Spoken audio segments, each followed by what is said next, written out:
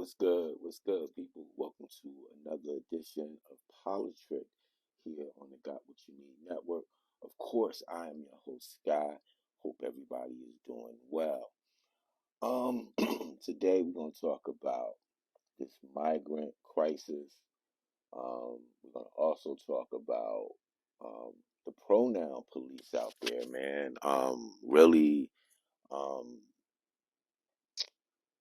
I don't know. I think they're really muddying the waters in regards to educating people in regards to transgender.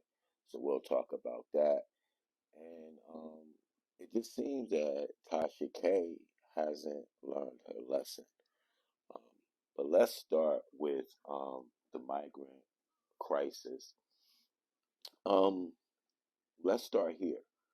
The federal government isn't doing enough, and it's to the point where, as politically motivated and cruel and humane as the moves that are being made by Governor Greg Abbott from Texas is doing, he's almost getting a sympathetic tone from people in the cities that are being affected, and even in some places in Texas. Um, as of this recording, we had news of 6,000 migrants traveling um, from Central America headed toward the Mexican border. Now, there are currently talks between the U.S. government and the Mexican government in regards to housing some of these migrants in Mexico. Um, I want to let's stop there. And I want people that listen to this podcast and when it's posted under it, or email me movingskyward@gmail.com. You can tweet me at Hagen Skylin, SKYLYN, one N, on Twitter, um, Skyward MG underscore um, on IG, and the same thing I believe on Threads. And what's the thing where migrants from Central America don't go to South America? You have some of like the most exclusive, expensive um, resorts, beaches, whether you're talking Brazil, whether you're talking Argentina, whether you're talking Chile. But everybody's headed north, and only to one country, the United States. And this isn't about who can come and who can't or whatever. I want the question answered about with people watching what's going on. I feel like they're saying, "Oh, well, hey, if we go there, it might be hard, but they'll give us a place to stay, and they'll set us up." And it's people here that's saying, "Wait a minute, we got people in this country that need these services that we seem to never can get. They're always being cut by the government, this, that, and the other. Yet we have money, it seems, for everything else." We're not going to even talk about the money that was sent to Ukraine and sent to Israel. I'm not talking about it from a pro or anti. I'm just saying that billions of dollars have already been spent um, this year, well, last year, excuse me, in regards to wars in both of those places. And it's people here in America that's saying, well, why can't resources be diverted to the border? Um, And why can't resources be allocated to a solution between Mexico and some other Central American countries that aren't totally ran by corrupt governments and cartels, to find ways to house people coming from countries where there's trouble.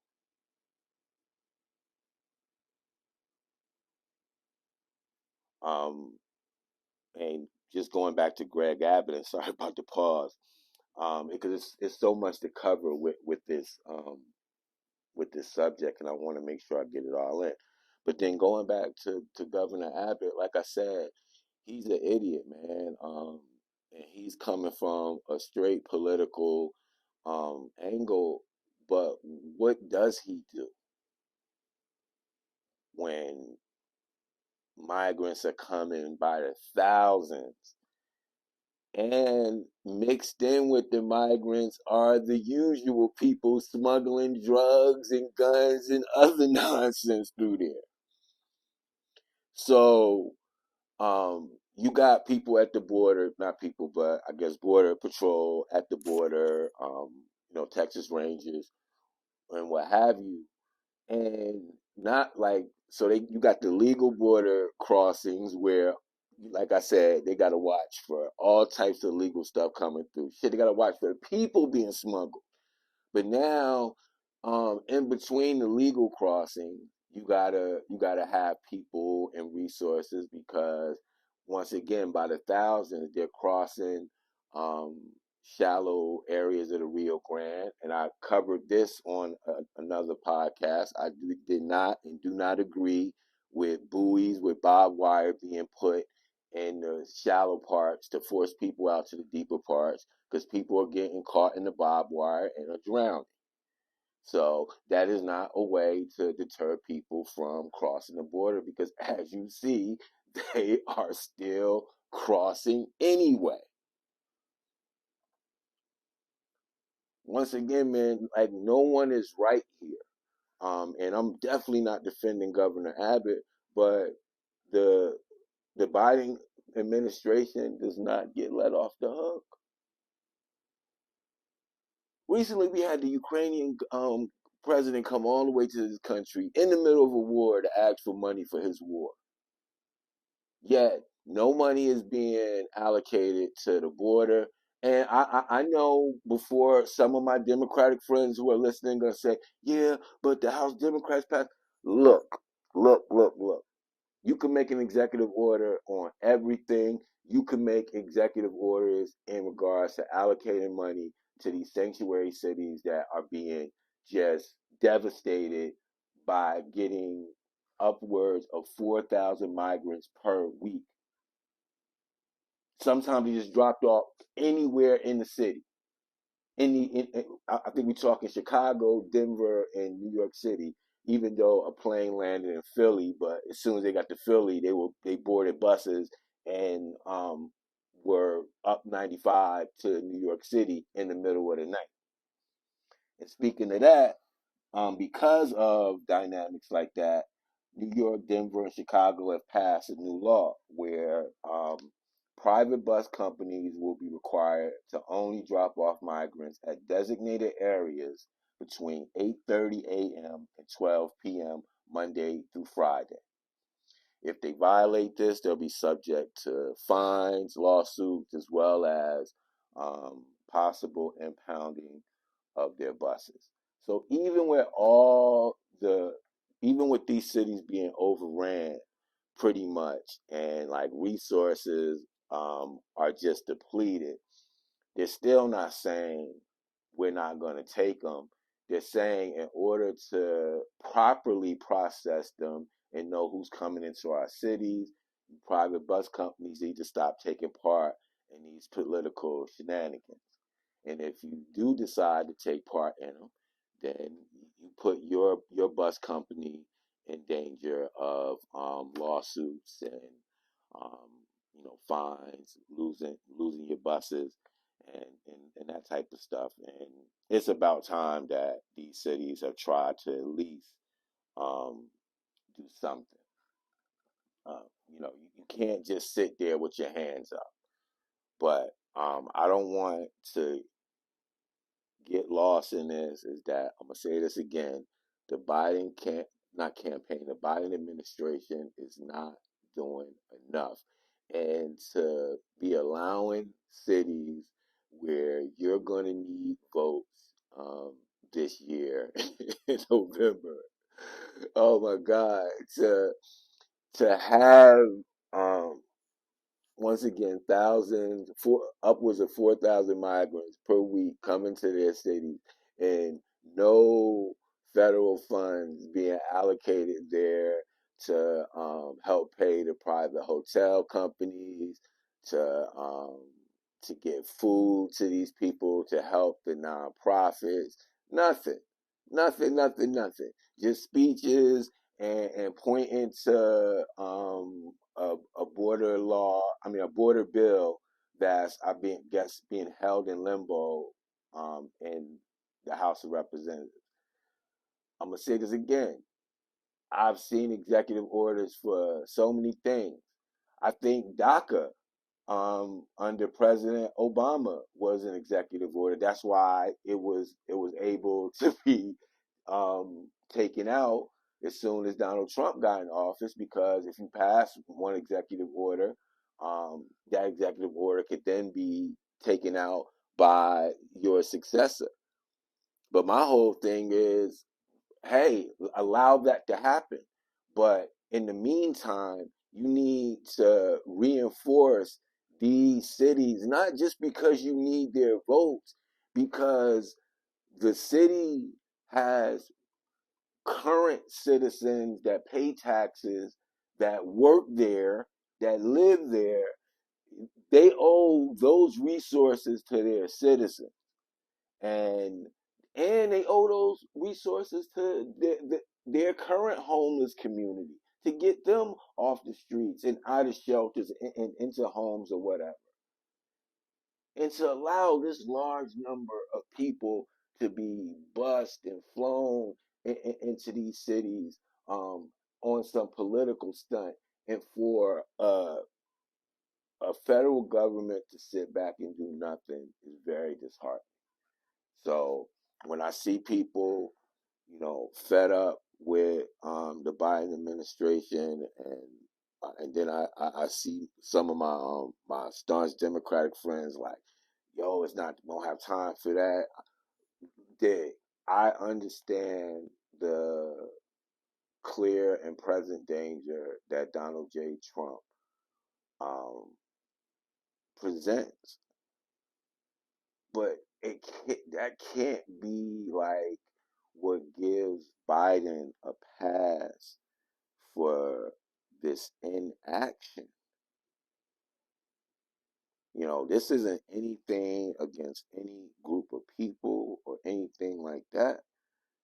This is saying that I'm seeing a dynamic to where people in various countries in Central and in sometimes South America are walking pretty much thousands of miles. And it would be thousands of miles if they went to South America. But my whole thing is, we can't keep letting these countries have some of the most exclusive resorts for the rich and famous to come and vacation or whatever, and then not be able to feed your citizens in the surrounding areas. And until we get rid of like that dynamic, um, we're gonna have situations like this, to where people say, I know it's bad where I'm at, and it might be bad in the United States, but it ain't that bad. Um, I see other people that look like me going there, and I'm hearing that, they got to a place where they found help, and they're on their way to getting a start or whatever, and that's what they want to do. My thing is, um, all the non-corrupt countries or whatever should take part in this, and it shouldn't just be on the United States for that. And for the ones who do make it to the border and get through or are bused or flown into these cities or whatever, then it's up to the federal government, whether it was a Democrat or a Republican, to step in and provide some resources. I feel bad for the private hotel companies that are still complaining that they haven't been reimbursed for months of not being able to make money through tourism and business, people coming to their place because they were asked to house migrants in exchange for being paid for these rooms or whatever. That's not fair to them. So once again, man, more attention need to be brought to this, and the silence from the Latina community is deafening. That's crazy, especially from my Puerto Rican brothers and sisters who made sure that they wasn't, confused with Dominicans. 'Cause, we work, you know, and the way that y'all, snub your nose, whether quietly or even out loud at black people, on welfare and all this kind of stuff or whatever. But it's okay for thousands and thousands and thousands and thousands and thousands of people that look and sound like you to come to this country with a handout. Not saying people don't want to work, but in order to get to even a situation where you're given a job, not even have to qualify for a job or whatever, they're going to have to house you and your family. You don't have any money, so someone's paying for that. So I just want consistent energy when it comes to, I'm not just saying, I was saying about my people too, Scott. Well, speak up. Speak up, SA. Speak up.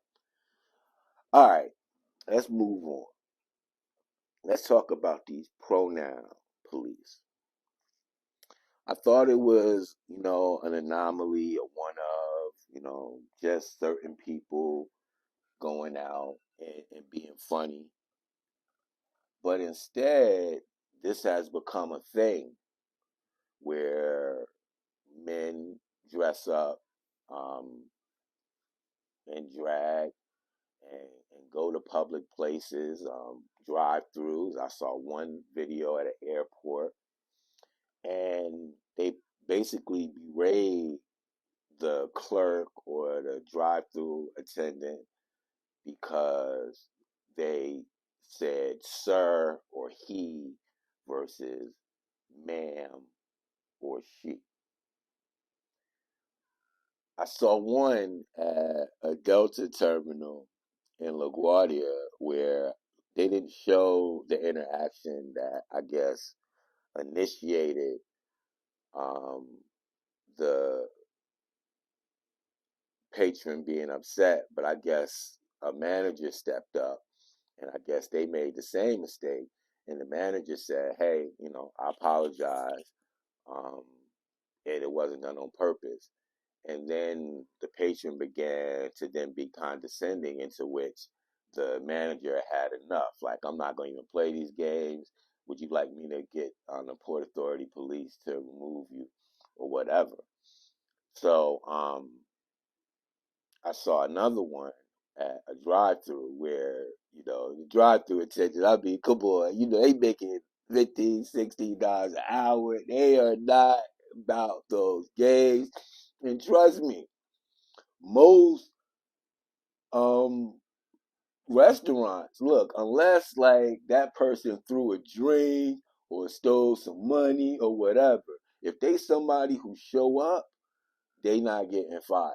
It's hard to find good people, and you're not gonna come and initiate some nonsense and think, oh, you just go call corporate and they gonna be like, oh, you gotta get rid of Raheem or whatever. It don't work like that. So, but they, going on, well, kept referring to me as as a man or as a he or as a son. So the manager came to the window and the customer said, "Well, when you look at me, what do you see?" And the manager with a straight face said, "I see a man." They turned the camera and it was a man with a wig and lipstick on. So, and it's gonna be some people that say it's not funny. Yes, the fuck it is. Yes, it is. Yes, it is. Because I said this at the top of the show. This is not helping the cause at all. If you identify as transgender and want to be identified as a gender other than the one you're birthed, that's fine. But then getting so upset that a person that doesn't know you, know anything about you, doesn't immediately understand that, comprehend that, assume, and then addresses you as such. And this thing of like causing a scene every time a man that a biological male that now wants to be identified as a female is referred to with the wrong pronoun. And I even saw one young lady on social media, I won't call her name out, but I'm pretty cool with her, was said something that kind of made sense, but I was like, you're still missing the point of why the pronoun police thing is bad. And I'm paraphrasing, but it was like you use feminine, um, I guess, qualities or traits to insult, non-masculine men, but you can't refer to, I guess, biological men um, or transgender men who want to be referred to as females. And you're missing the point. If it was as simple as that, then the person that's being addressed incorrectly could find a way to educate the person that they're talking to. I saw one situation on a plane where it was clearly a woman just had a baseball hat to the back and bought a ticket with a female name on it, but then wanted to be referred to as sir by the flight attendant. Now, how is that fair? And then the flight attendant, rightfully so, said, "Well, my log says it's two females sitting in this seat, so in these seats. So if it's one male and one female, then I need to see the male." And the woman was like, "Well, you're looking at him. Like when you look at me, what do you see?" And he said, "I see a woman." And I'm I'm sitting there like, what is wrong with what he just said? And everything is wrong with that woman's posture. I feel like people want people in the transgender community want to play victim so bad that they go out looking for trouble and looking for conflict and looking for issues and then say, "See, I told you, they don't respect us. They don't respect anything about us or whatever. They won't even refer to us the way that we ask to be addressed." And it's like, well, how the hell do we know? So, like once again, the pronoun police, you are not helping the cause at all. You're hurting it, and it's not up to people to read people's minds. If you feel like people are ignorant to a cause or whatever, then educate them. but don't berate them, or talk down to them because they're behaving and, I guess, addressing you or any other human in a way that they have been taught all their lives. All right. Tasha K. I remember doing the whole Cardi B lawsuit. I would comment on certain things, and then there would be men from um, down in like South Jersey, not Camden, Burlington, Willingboro. Y'all safe. I ain't talking about y'all. I'm talking about those folks right there along the Delaware Bay and the Delaware River down there, right across from Delaware. Salem County, um, Bridgeton. Not talking about you, MJ, but down there in those neck of the woods, or whatever.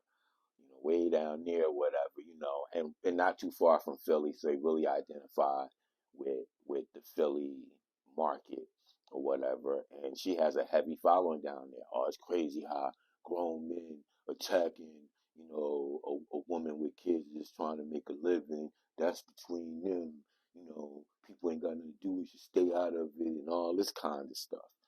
And we would go back and forth, and then finally I just be like, I don't even know this dude, whatever. But my thing is, they found that Cardi was right. She a mom, and even when she was asked when Tasha K was asked to stop, she didn't. And a judge ruled that she needs to pay up, and she should. And her crying broke, and then getting on the internet laughing and joking and all of that kind of stuff, to me, is her basically giving a middle finger to Cardi, the system, and the judge who made the judgment. But when I say that she hasn't learned her lesson, Kevin Hart has just filed an extortion lawsuit against that same Tasha K. It's alleged, but stated in the lawsuit, that she contacted him, and I don't know if it was directly or through intermediaries or whatever, and said, "Hey, I got a video that'll be very damaging and damning to your reputation, and if you gave me $250,000, I won't air it."